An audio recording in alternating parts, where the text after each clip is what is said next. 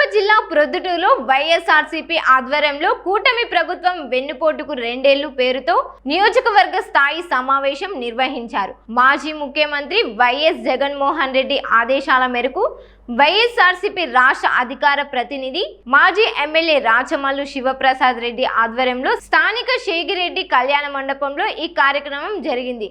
ఈ సందర్భంగా photo exhibition, LED స్క్రీన్ల ద్వారా కూటమి ప్రభుత్వం ఎన్నికల సమయంలో ఇచ్చిన హామీలు, వాటి అమలుపై వైఎస్ఆర్సీపీ నేతలు వివరణ ఇచ్చారు. కార్యక్రమంలో నియోజకవర్గానికి చెందిన వైఎస్ఆర్సీపీ నాయకులు, కార్యకర్తలు, అభిమానులు, అనుబంధ విభాగాల ప్రతినిధులు భారీ సంఖ్యలో పాల్గొన్నారు.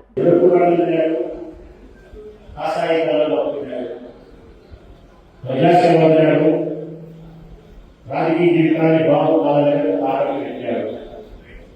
ఆ కులం ఉన్నాడు.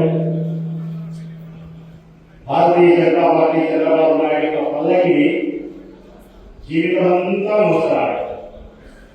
ఈ ఆంధ్రప్రదేశ్ రాష్ట్ర రాజకీయాలలో ఈ మనిషి అంత అధ్వానమైన మనిషి, ఈ మనిషి అంత బానిసత్వం బతికే మనిషి, ఈ మనిషి అంత స్వాభిమానం లేని మనిషి మనలో చూస్తున్నారు. అందుకే విప్లవం అనే ముసుగులో కట్టు బానిసత్వం బతికే బానిసే మరి ప్రజాసేవే శ్వాసత ధైర్యమే ఆ పంచప్రాణాలు చెప్పినన్ని పోరాటం చేసే మన యోధుని కాకుండా వినాల్సిన అవసరం ఉంది. మన పిల్లలకి కూడా ఆ పాట ఇదే ముందు ఇచ్చే పాట ద్వారా మన శోభలు పడితే దరిద్రంగా ఉంటే అది కుదిరిపోవాలని చెప్పి ఈ పాట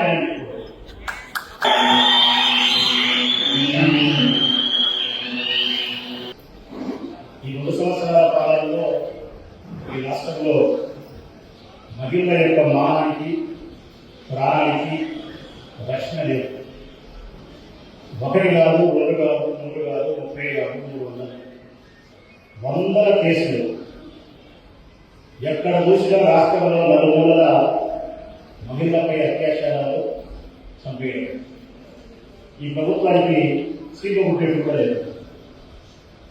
బాధపడాల్సిన అంశం ఏంటంటే ఎవరు సామాన్యులు చేస్తే చట్టం శిక్షించాలి, శాసనం శిక్షించాలి. దురదృష్టం ఈ ప్రభుత్వంలో శాసనం చేసే వాళ్ళే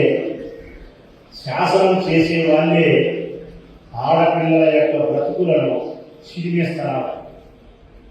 పాలించే పాలకులు లేరు ఈ ప్రభుత్వంలో, కామించే కామకులు ఉన్నారు ఈ ప్రభుత్వంలో, నాయకులు లేరు ఈ తెలుగుదేశం పార్టీ, జనసేన పార్టీలో.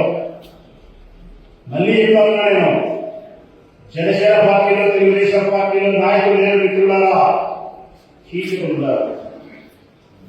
ఉన్నారు.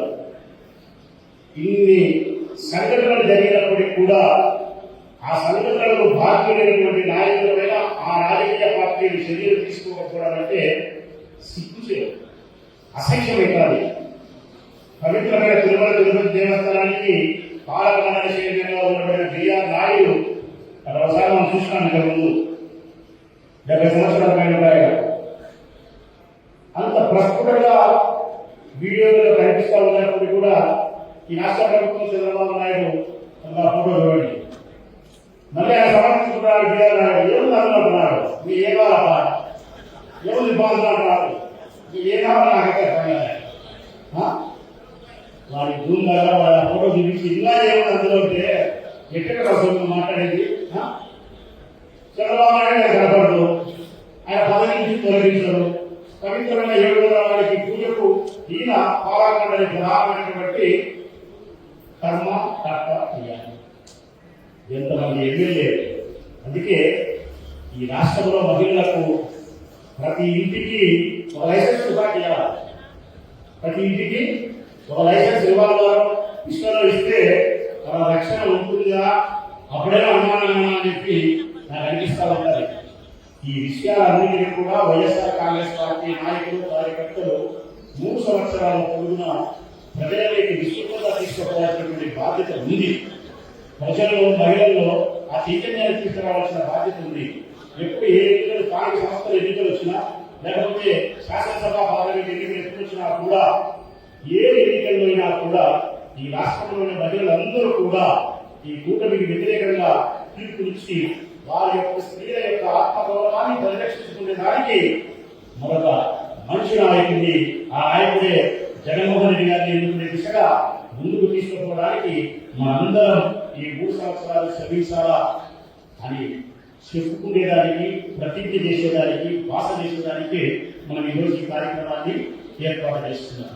మరొకసారి ఈ 2 సంవత్సరాల కాలంలో ఈ రాష్ట్రంలో ఏ మహిళల పట్ల అయితే అఘాయిత్యాలు జరిగినాయో, ఎవరైతే వారి మానాన్ని ప్రాణాన్ని కోల్పోయిన చెల్లెళ్ళు, అక్కలు ఉండారో, బిడ్డలు ఉండారో వారి ఆత్మకు శాంతి కలగాలని మనస్ఫూర్తిగా కోరుకుంటూ జగన్మోహన్ రెడ్డి గారి ప్రభుత్వం వచ్చిన తర్వాత ఈ ప్రభుత్వాల పైన కఠినమైనటువంటి చట్టపరమైనటువంటి చర్యలు తీసుకుంటామని తెలియజేస్తూ సార్